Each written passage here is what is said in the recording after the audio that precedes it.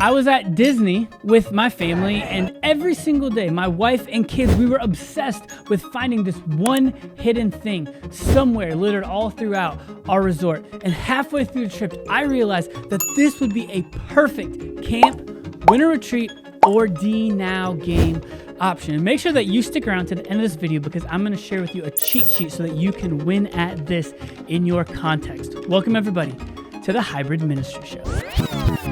So like I said, there I was at Disney, and they had this like niche, like almost like hard to figure out, like the orange bird, like, you know what I'm talking about? You'll see it here on screen if you're watching here on YouTube. They had this thing hidden, just like a printed out, like cutout of this bird. And you had to find it every day, and then you would return to like the activity center, and all you would do is you'd tell them where you found them. And the first day they gave you like a little prize for finding it, but they re-hid it every single day. And about halfway through the trip, I was sitting there thinking to myself, you know what? This would make an amazing camp game. And I actually put that application to the test. But here's what made this idea work in student ministry, right? The anticipation, obviously, like where am I going to find it the next day? Plus, it's an easy, low-hanging opportunity to engage kids who might be bored during free time. So let me explain this game to you. All right, so we'll do a side-by-side comparison. So at Disney, you needed to find some sort of object. Obviously, as I said, it was the orange bird for them.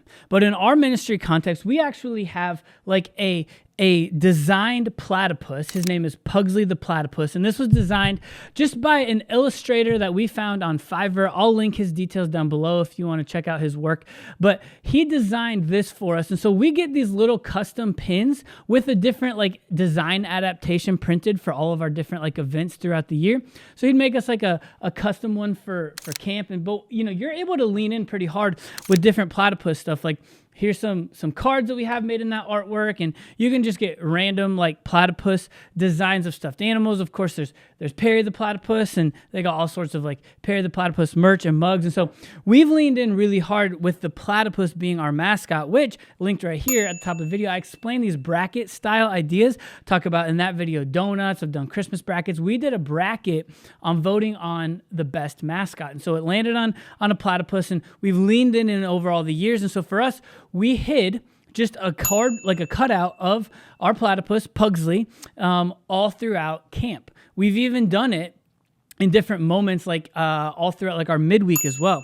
The rule, though, for this game is that it's very simple. One new spot, once per day. So in Disney, they'd hide it somewhere along the property near the resort, like clubhouse area, and we'd have to go find it. Like the day we found it, I think the picture you'll see here on screen, it was in the laundry room. Like we were looking for hours for this thing. At camp, same concept. We just hide it, new spot every single day.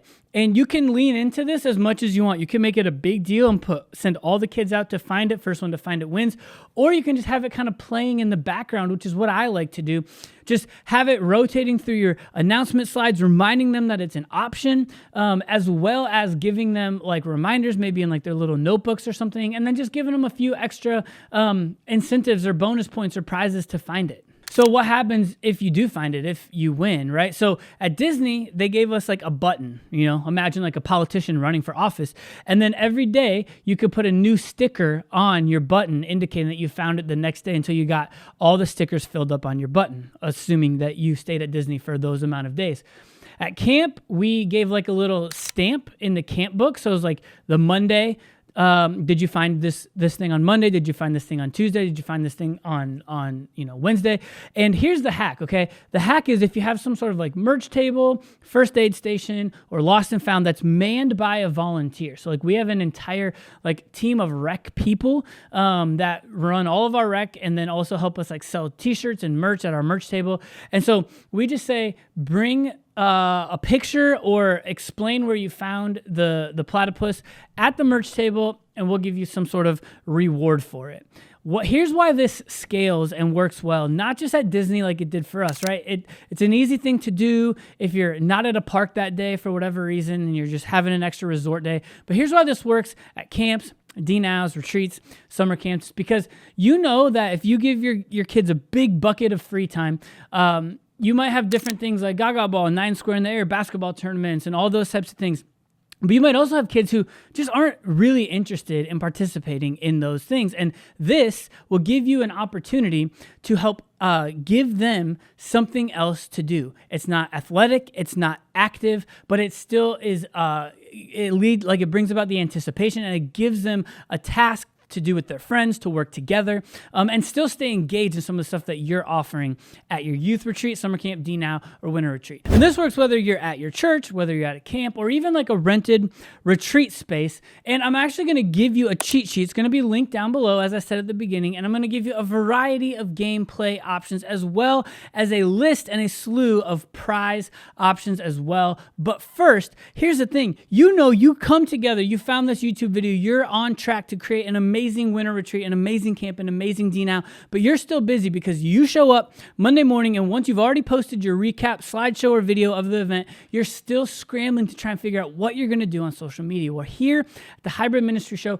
we have a solution for the busy youth pastor. In fact, a couple months ago, I was as busy as I've ever been, and I put my seasonal social media pack to the test. Here's what I found out. Imagine it's 6 minutes per week. Have your entire social media strategy done for you. I mean, think about it. Like 3 months of youth ministry content for just 23 cents a minute. Some weeks it takes me 7, other weeks it takes me 5.